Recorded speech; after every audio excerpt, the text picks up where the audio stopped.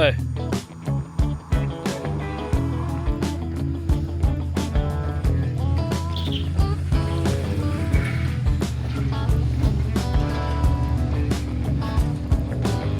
Don't come around my house, Daddy ain't home.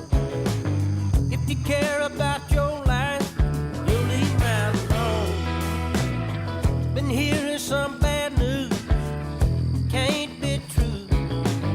'Cause I know she won't go down that road, so it's gotta be you.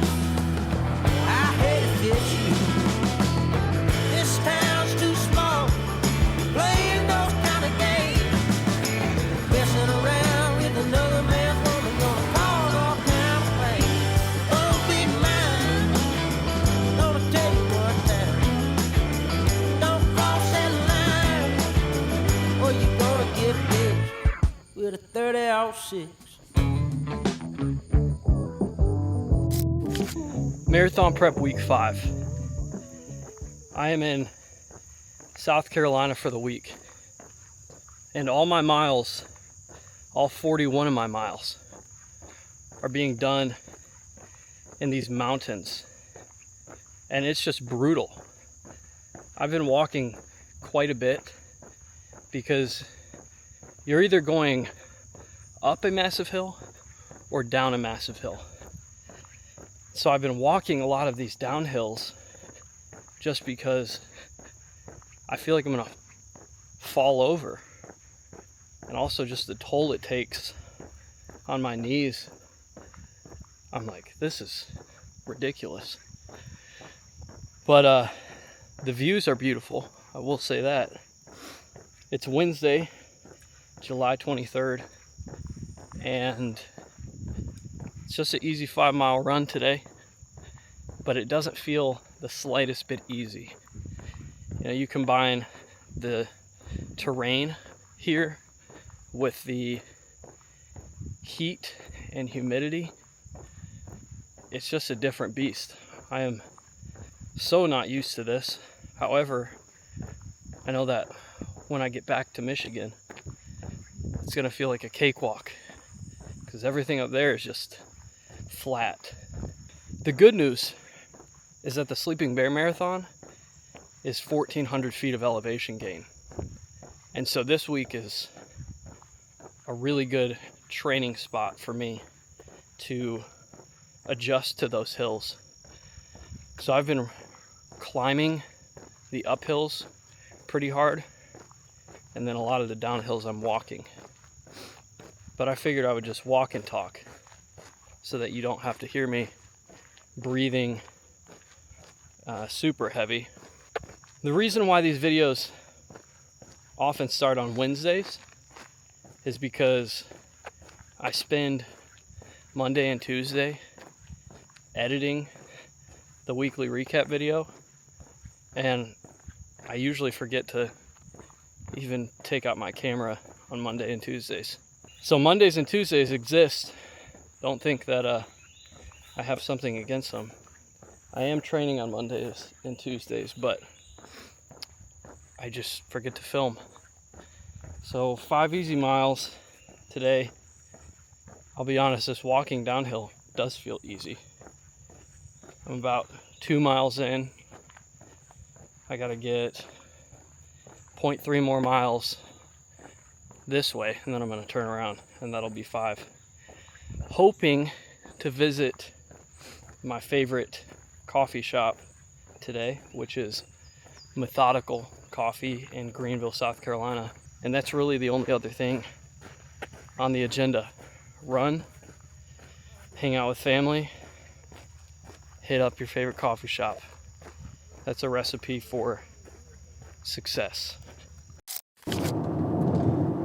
It's Thursday, July 24th, and I am dreaming of being fat and strong again. The first mistake that I made today was choosing to run on a treadmill. I know that some people love treadmills. Treadmills aren't good for me, okay, because you're just stuck on a hamster wheel.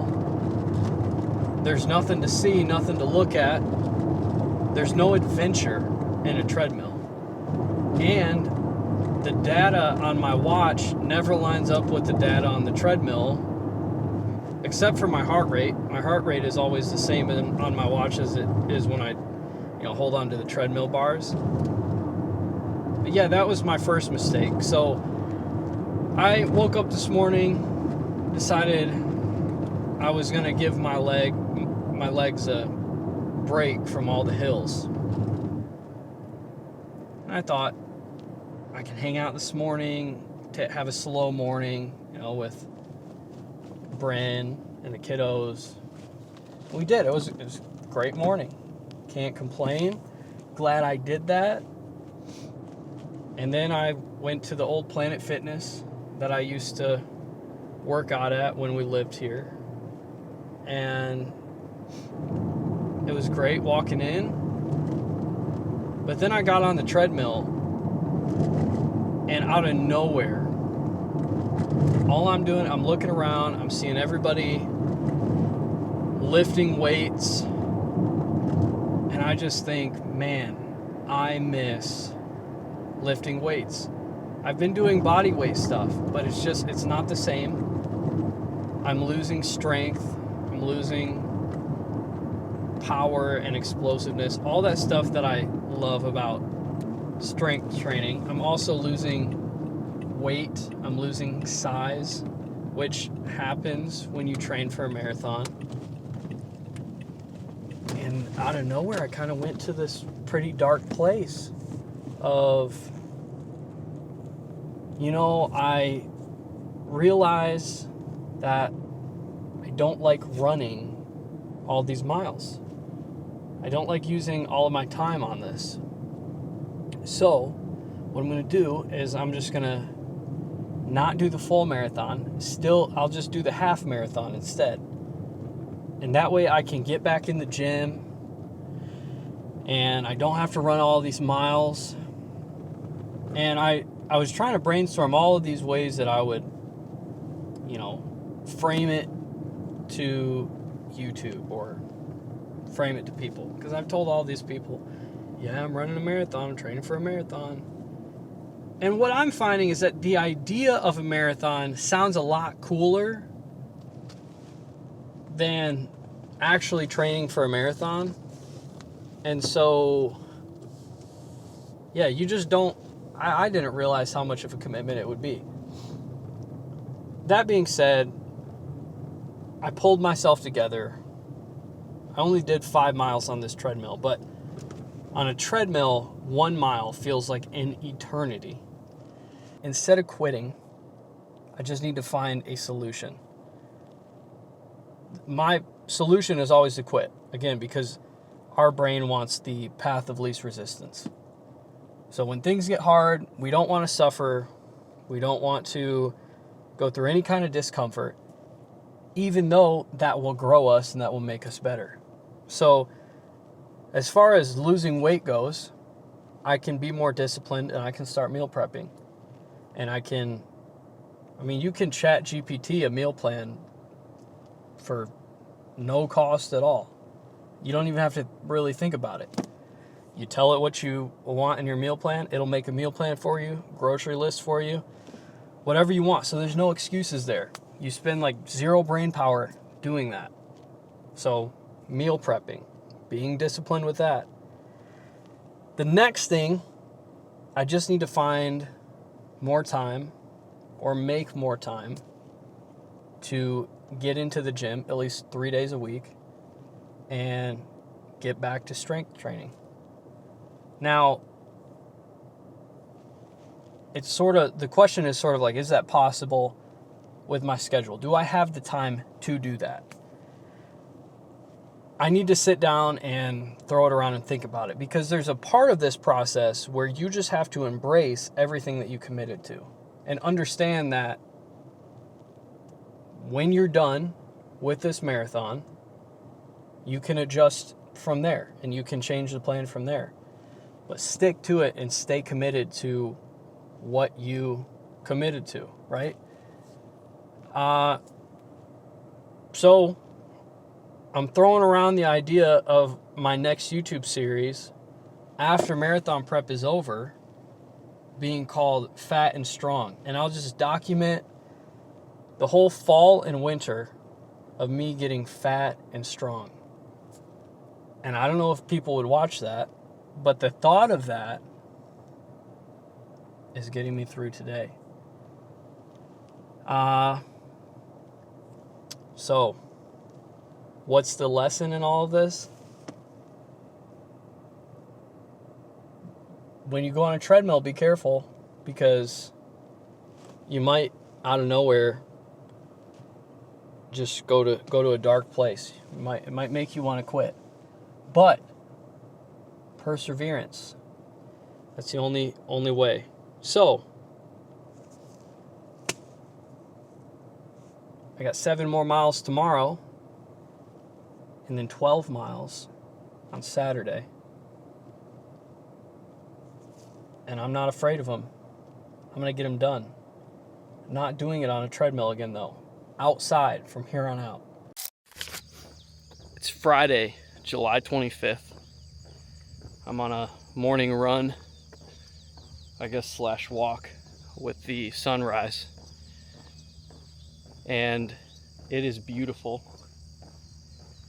We've been making our way through all the Jurassic Park and Jurassic World movies.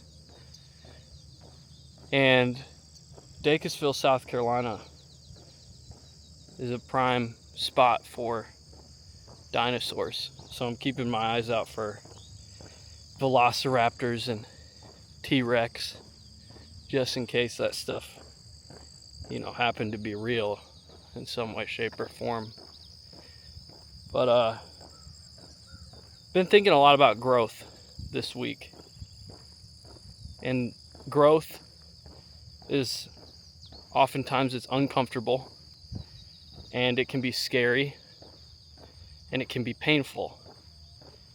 And the reason why I think that is because growth, more often than not, requires us to go into uncharted territory. And when you're in uncharted territory, you're confused sometimes, and it's scary and it's uncomfortable because it's things that you didn't necessarily prepare for, things that you've never had to face before. And throughout this marathon prep, I find myself, I've talked about it, but I keep finding myself getting anxious as I look ahead on the training calendar and I see these 50-mile weeks, and I see these long runs that are 16, 17, 18, 19, and 20 miles. And I start to get scared. I'm reading a book this week, and in this book there was a part where it talked about how anxiety is the fear of future pain. And I think a lot of the times we get so anxious and so worked up because we're so focused on down the road, and we're focused on seasons that we haven't even grown into yet. And it causes us to be afraid because in this current moment, we aren't strong enough to go through that season, or we aren't strong enough to face that thing, or we don't have enough experience. And I think one of the cures to those anxieties is to live in the moment and to focus on where you are, what you're doing today, and then you can cross that bridge when you get there. And I think sometimes when you hear people say, "Oh, I'll just cross that bridge when I get there," it can sound kind of dismissive, and it can sound almost lazy, like, "Oh, you don't want to prepare for something." But the truth is, if you focus on where you are now and focus on what you need to do today to grow, then by the time you get to that bridge, you'll have the experience, the strength, the endurance to be able to cross that, the knowledge, whatever it may be. You're going to have everything you need to cross over that thing that's freaking you out. So in my marathon prep, I just need to focus on my daily miles. I need to focus on enjoying them. I need to focus on having fun with them. And then once I get to that 20-mile long run, I'm going to be strong enough to do that without injury, without too much discomfort or pain. And that's what I'm reminding myself of today. It's a good lesson. And yesterday, last night, on that treadmill run, I fell into that again. I started to get afraid of everything that's in front of me. And really, I just needed to shut up and focus on what yesterday had for me. So I hope that makes sense. I hope I watch this back and think, oh, that made sense. Because if it doesn't, then I'm going to blame the humidity. Saturday, July 26th, final run of the week in South Carolina. And I ran into a stranger named Hayden that had the same hat on as me when I pulled up to the park to run. And we've done 10 miles together, talked about Jesus the whole time. And I would say it's the best run of the week. What about you, man? Absolutely. Beautiful morning in South Carolina. Faithful conversations. It's a great day the Lord's given us. Yes, sir. Amen. Amen. I'm back in Michigan. It is 10:12 p.m. It started pouring on my 2.5 mile run that I needed to hit 41 miles for the week, which I've never done before. All I could think about on that run was that I dreamed of this. Back in 2023, when I could hardly run a mile, I had gotten back into running, and I was watching all of these YouTube videos of people running marathons, people doing these ultra marathons, and I was so inspired, and I just thought, one day that'll be me. I'll be that guy out there with the headlamp in the rain at night, getting his miles in.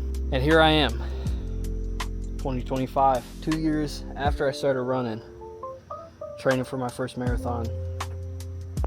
And I love this process. I hate it, but I love it. And I'm embracing the highs and the lows, the good, the bad, the ugly. And this isn't even about running anymore. It's about becoming somebody. It's about growth. It's about transformation. And I'm thankful that I get to do this. So 41 miles complete, and it's time for bed, and it's time for a rest day tomorrow. And I like to think I earned this one. So